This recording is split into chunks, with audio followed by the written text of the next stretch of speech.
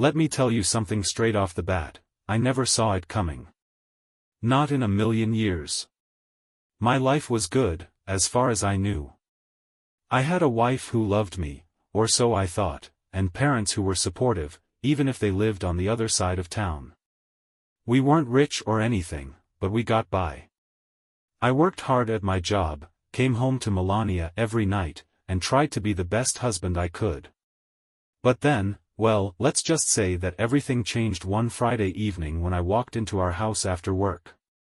It wasn't like any other day, it felt heavier somehow, like the air itself was pressing down on me. And maybe deep down, I already knew what I'd find, though I didn't want to admit it. Not yet. Melania and I met back in college. She was this quiet girl, she was 15 years older than me, who sat 2 rows ahead of me in Econ 101, always taking notes like her life depended on it. One day, I mustered up the courage to ask her out, and she said yes. That started it all. We dated through school, moved in together after graduation, and got married about 5 years ago. Life seemed perfect. Or at least, it did until recently. My dad, John, he's a real piece of work sometimes. He retired from his construction business a few years back and spends most of his time tinkering around the garage or watching sports. Mom, Mary, keeps busy with church groups and baking pies no one really needs. They're okay folks, nothing special, but family's family, right? Anyway, things between us, me, Melania, and my parents, were fine until last month.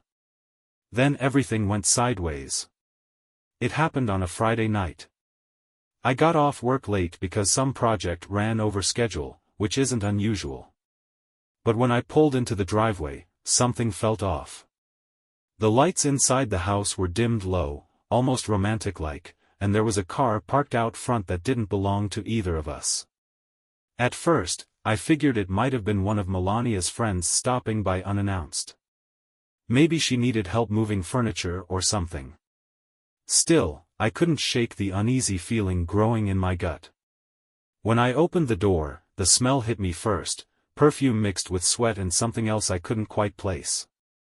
My heart sank before I even stepped inside. The living room looked normal enough, except for the faint sound of laughter coming from the bedroom. Laughter. Not the kind you share with a friend, either. This was different. Intimate. I froze for a second, trying to convince myself I was wrong. Maybe it was just a movie playing on TV. Yeah, that had to be it. But curiosity got the better of me, and I crept down the hall, my boots creaking softly against the hardwood floor.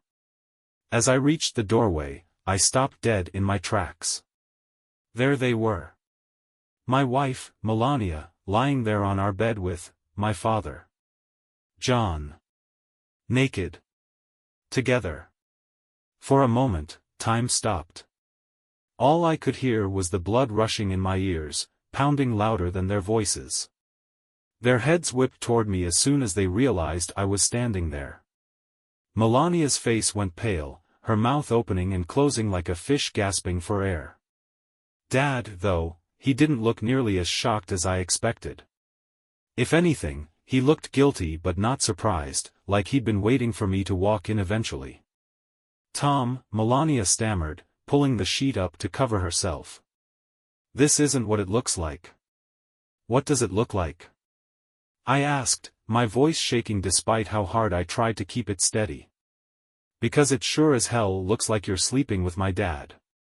Dad cleared his throat, sitting up awkwardly under the covers. Son, he began, but I cut him off. No, I snapped. Don't. Just don't. I turned away, unable to stomach looking at them anymore. My hands clenched into fists at my sides, nails digging into my palms. Part of me wanted to scream, to punch something, or someone, but another part of me just wanted to leave. To get as far away from that room, that house, those people as possible. So I did. I grabbed my keys off the counter and stormed out the door, slamming it behind me. The cold night air hit me like a slap in the face, but it didn't make me feel any better. In fact, it made me feel worse. Because now reality had sunk in. My world had shattered into a million pieces, and there was no putting it back together again. That night, I ended up driving aimlessly around town, not sure where to go or what to do. Eventually, I found myself at a dive bar near the edge of town, a place I hadn't been to in years. I ordered a whiskey neat and sat at the far end of the bar, staring into the amber liquid like it held all the answers. Of course, it didn't. No amount of alcohol could fix what had happened. Over the next few days, I avoided going home altogether. I stayed with a buddy from work, slept on his couch, and pretended like everything was fine whenever he asked. But inside, I was falling apart. Questions swirled in my mind non-stop. How long had this been going on? Why hadn't I noticed sooner? Did anyone else know? Most importantly, why would Melania do this to me? And then there was my dad. What the hell was his deal? Had he forced himself on her, or had she come to him willingly? Either way, it sickened me to think about. Family ties mean squat when someone betrays you like that. A week later, I finally mustered up the courage to confront Melania. She answered the door wearing a robe, her eyes red-rimmed from crying. For a brief second, I almost felt bad for her, but then I remembered what I'd walked in on, and the pity disappeared. "Are you gonna explain yourself?" I demanded, stepping inside without waiting for an invitation. She hesitated, wringing her hands nervously. "Tom, I don't know where to start." "Try the beginning," I shot back. "Who initiated this? Was it you, or was it him?" It was mutual," she admitted quietly. "We both wanted it." My jaw tightened. Mutual. That word burned in my chest like acid. "How long has this been happening?" "A couple months," she whispered. "I'm sorry." "Sorry?" I laughed bitterly. "Sorry doesn't fix this, Melania. You crossed a line you can't uncross." She nodded, tears streaming down her face. "I know. I messed up. I'll take responsibility for that. But Tom, you need to understand, it wasn't just about me and your dad. There's more to it." "What do you mean?" I asked, suspicion creeping into my tone.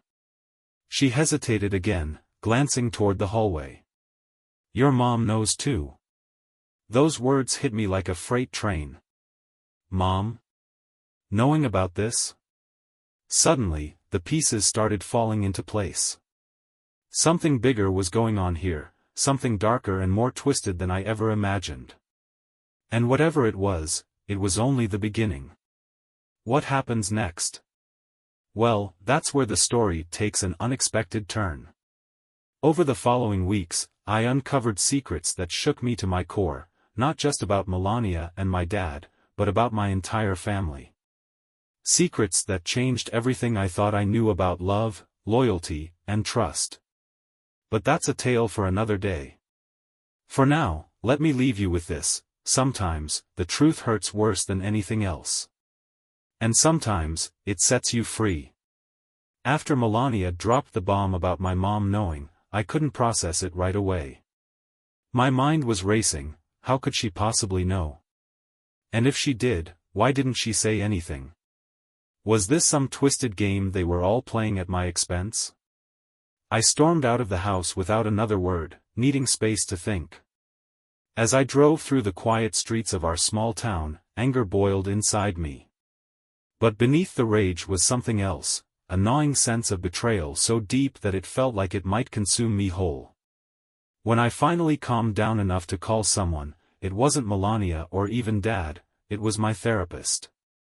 She'd been helping me navigate the emotional wreckage since the day I found them together, but now I needed her more than ever. "Tom," she said when she answered, her voice steady and reassuring. "What's going on?" "I think my entire family is lying to me," I admitted, my voice cracking. "Melania just told me Mom knew about everything. There was silence on the other end for a moment before she spoke again. That must be incredibly difficult to hear. Do you want to talk about how you're feeling? I don't know what I'm feeling, I confessed. Confused.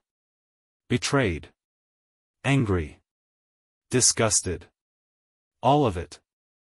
And part of me wonders if there's more I don't know yet. She paused thoughtfully. It sounds like you're starting to uncover layers of a much larger issue here. Sometimes, people keep secrets to protect themselves, or others, from pain. But those secrets can fester over time, causing harm in ways no one anticipates.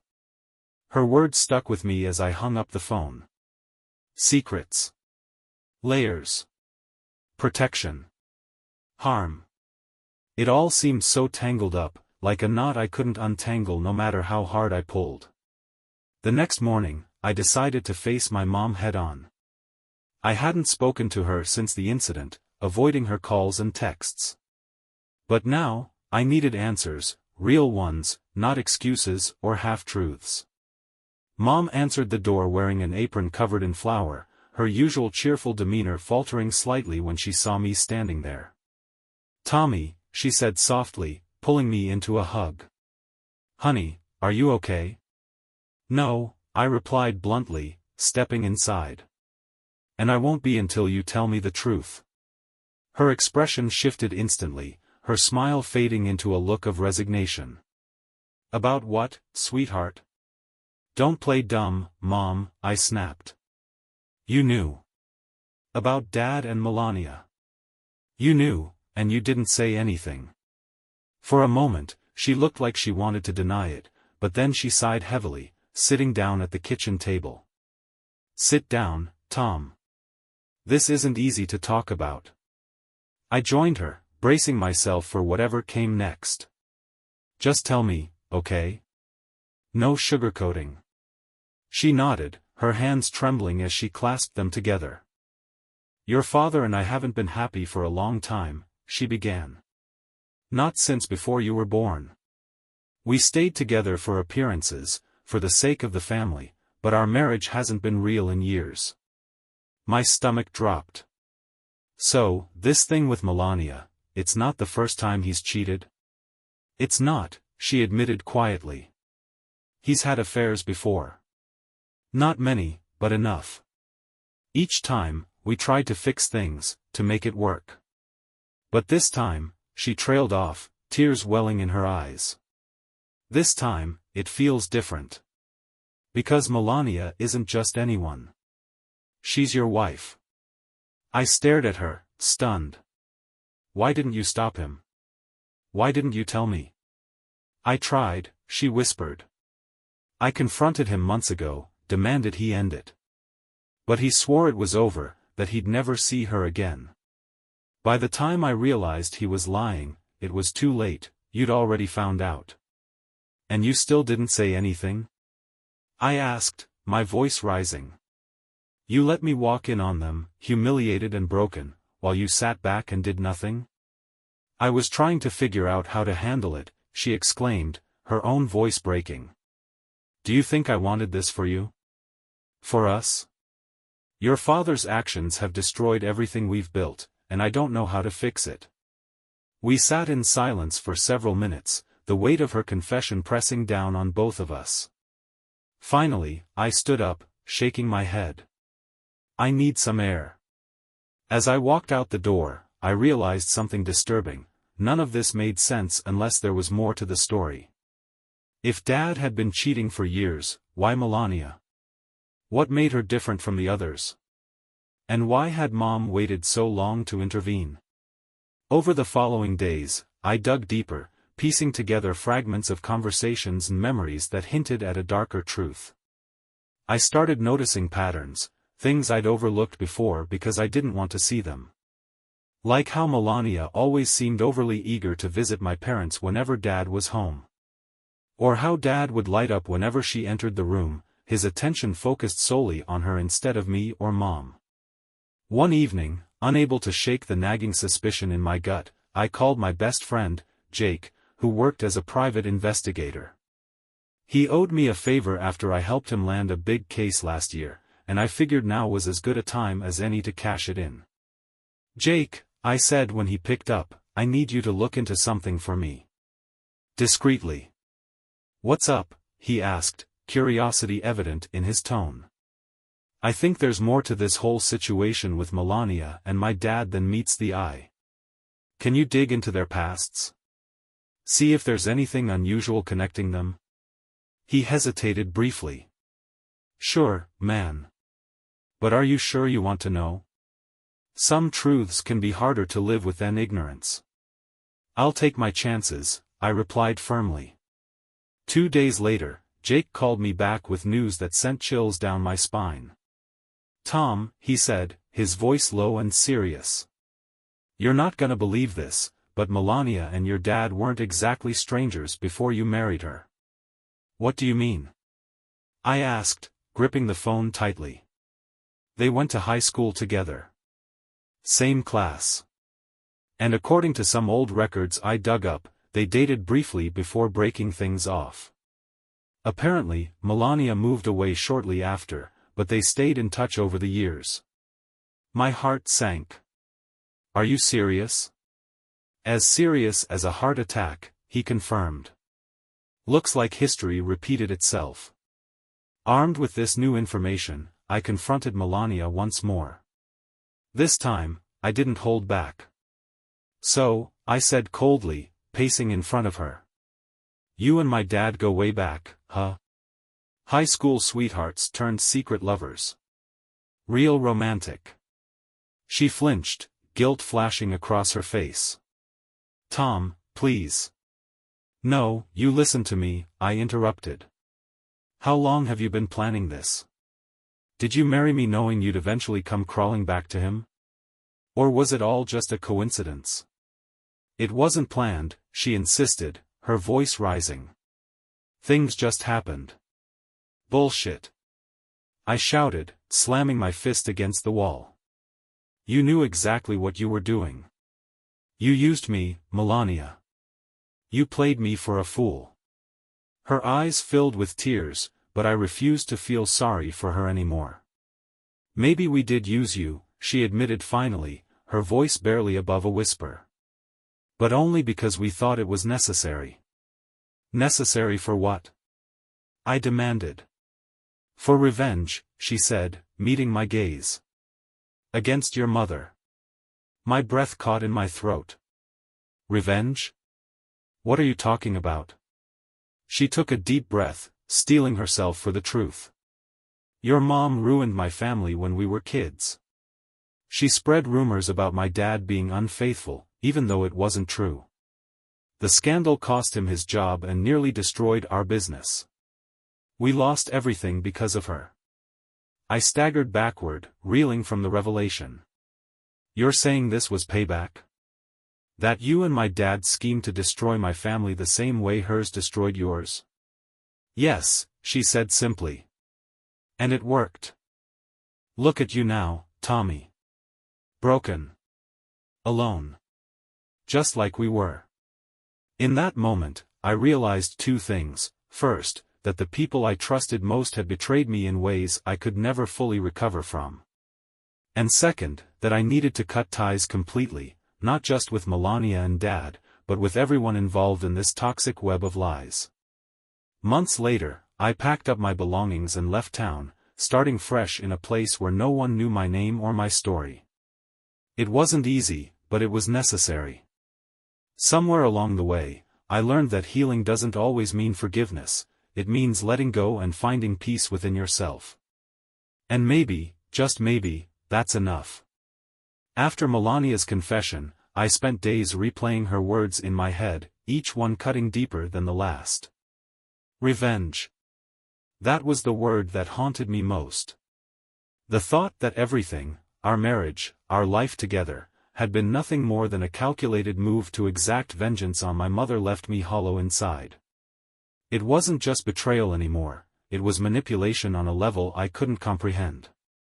I didn't sleep for nights on end, instead wandering through empty streets under the glow of streetlights, trying to make sense of what had happened. But the harder I tried, the more tangled the threads became.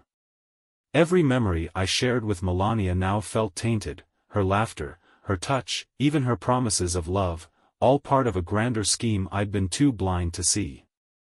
One evening, as I sat alone in the small apartment I'd rented after leaving home, I realized something profound: I couldn't stay here. Not in this town, not surrounded by these people. The air itself seemed heavy with the weight of lies and deceit. So, I made a decision. I would leave, not just physically, but emotionally. I would cut myself free from the chains binding me to a past that no longer served me. A week later, I boarded a bus bound for Portland, Oregon, a city I'd never visited but one that felt far enough away to start anew. As the miles rolled by, I stared out the window at the passing landscape, feeling both terrified and exhilarated. For the first time in months, there was a glimmer of hope in my chest. Maybe, just maybe, I could rebuild my life without the baggage of betrayal dragging me down. In Portland, I found a tiny studio apartment in an old building downtown. The walls were thin, the heater rattled like it might fall apart any day, and the view from my window was little more than brick alleyways. But it was mine. No memories lingered here, no ghosts waiting to ambush me in the dead of night. Just quiet solitude. To pay the bills, I took a job at a local mechanic shop, fixing cars during the day and drinking cheap beer on my fire escape at night. It wasn't glamorous, but it gave me purpose. Slowly, I began to piece together a routine, a rhythm to my days that helped keep the demons at bay.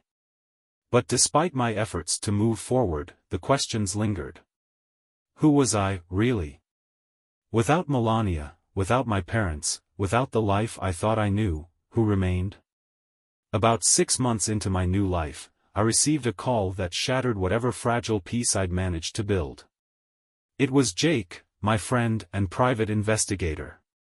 "Tom," he said, his voice tense. "You need to sit down." "What is it?" I asked, immediately alarmed. "Is everything okay?" "It's your dad," he replied. "He's dead." My stomach dropped. "What? How?" "Heart attack," Jake explained. "They found him collapsed in his garage last night." "Look, Tom, I know this is hard, but there's something else you should know." "What else could there possibly be?" I snapped, frustration bubbling up. Jake hesitated before continuing. "Your dad left behind a letter addressed to you. It was found in his safe after the funeral arrangements were made. Do you want me to send it to you?" "A letter? From Dad?" My hands trembled as I processed the news. After everything that had happened, why would he write to me now? Reluctantly, I agreed to have Jake mail it to my address in Portland. When the envelope arrived a few days later, I stared at it for hours, afraid to open it. What if it contained more lies? More pain? But eventually, curiosity won out, and I tore it open. Inside was a handwritten note, the ink smudged as though written in haste. It read, "If you're reading this, then I'm gone. And while I wish I could explain everything face to face, I suppose this will have to do. First, let me say how sorry I am, for everything. For betraying your trust, for breaking your heart, for dragging you into a mess that was never yours to bear. You deserve so much better than what I gave you, and I'll carry that guilt with me until the day I die. Melania told you the truth about revenge, but she left out one crucial detail: it wasn't her idea. It was mine. I orchestrated the entire thing, the rekindling of our relationship, the plan to hurt your mother through you. I convinced Melania to play along because I knew she still harbored resentment toward your mom for ruining her family years ago. I promised her money, security, anything she wanted if she'd help me get back at the woman who destroyed my pride.